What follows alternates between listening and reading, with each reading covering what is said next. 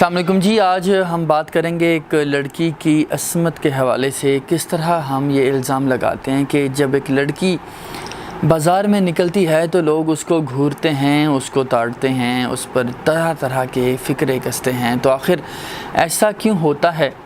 मैं हैरान हुआ जब आमना मेरे पास आई और उसने पूछा कि मैं जब भी बाज़ार जाती हूँ, नौजवान मुझे देखते हैं, मुझ पर फ़िक्रे कसते हैं, मेरे पीछे आने की कोशिश करते हैं, मुझसे बात करने की कोशिश करते हैं। हालांकि मेरा लिबास इंतहाई सादा, मैं बड़ी अच्छी फैमिली से ताल्लुक़ रखती हूँ, मैं अपनी नज़रें झुका के चलती हूँ, उसके बावजूद लड़के मेरे साथ ऐसा क्यों करते हैं? वो बड़ी हैरानगी से मुझसे ये सवाल कर रही थी और मैं सोच रहा था कि इंतहाई मुख्तसर, इंतहाई सादा मामला जो इस लड़की की समझ में ना आ सका। मैंने उसे कहा कि मैं तुम्हें एक बात बता दूं इस हवाले से, तो तुम बुरा तो ना मानोगी? उसने कहा जी ज़रूर बताइए, मैं ख़ुद आपके पास चल के आई हूँ, ये सवाल पूछने आई हूँ, ये सवाल लेकर आई हूँ कि आखिर ऐसा क्यों होता है। मैं लड़कों से ताल्लुकात कायम नहीं करना चाहती, उसके बावजूद लड़के मेरी तरफ राग़िब क्यों होते हैं? मैंने उसे कहा लड़की देखो, कपड़े बातें करते हैं, लिबास चीख चीख कर बोलता है। वो मेरी इस बात को समझ ना सकी। उसने पूछा मैं थोड़ी मज़ीद तफसील चाहूँगी। तो मैंने कहा अगर एक बच्चा जिसके कपड़े फटे हुए हों वो तुम्हारे पास आए और तुमसे आके कहे, तुम क्या सोचोगी? उसने कहा कि मैं यकीनन ये सोचूंगी कि वो कोई फ़कीर है। तो मैंने पूछा फिर तुम क्या करोगी? उसने कहा मैं उसे कुछ पैसे निकाल के सदका खैरात करूँगी।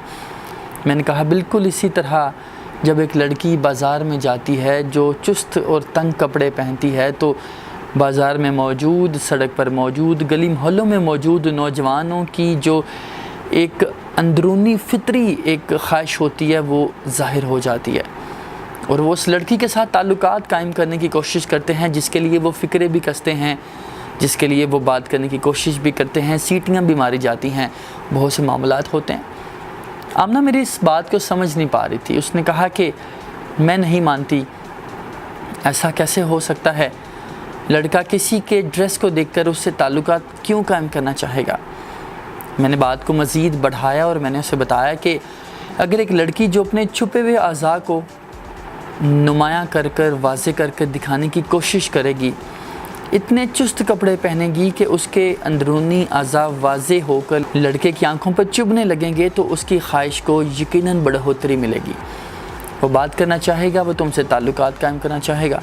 मैंने इस बात को बड़ा किया और मैंने कहा कि अल्लाह ताला ने भी कुरान मजीद में ये इरशाद फरमाया है कि लोगों के लिए ख्वाहिशात की मोहब्बत मुज़य्यन कर दी गई है, यानी औरतों से।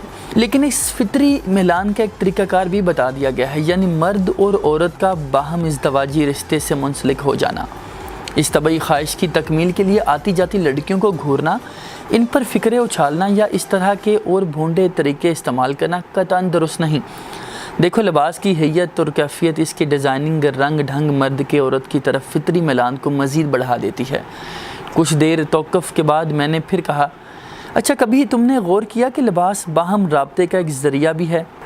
मैं उसे ये बता रहा था कि किस तरह एक लड़की का जो लिबास होता है वो बातें करता है, बोलता है, दावत देता है और लड़कों को अपनी तरफ राग़िब करने की उनको बाकायदा इन्विटेशन देता है। वो मेरी बात मानने से इनकारी थी। मैंने उसे कहा कि क्यों ना इस पर तजुर्बा कर लिया जाए। तुम आज एक दिन खुले ढुले कपड़े पहन कर जाओ, ऐसे कपड़े जिनसे तुम्हारे जो आज़ा हैं वो नुमायाँ ना हों, वाज़े ना हों, उसके बाद लड़कों का रिस्पॉन्स देखना।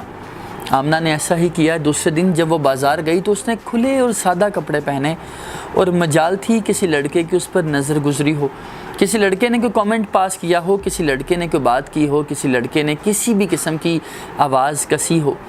आमना बड़ी खुश, आमना बड़ी मुतमिन। और आमना जब मेरे पास वापस आई तो मैंने उसे कहा कि लिबास से किसी की पहचान की जा सकती है। जब एक लड़की बाज़ार में निकलेगी, जब वो तंग और चुस्त लिबास पहनेगी, तो लड़का बाज़ार में मौजूद तमाम तर नौजवान तबका भी इस बात को एक दावत महसूस करेगा।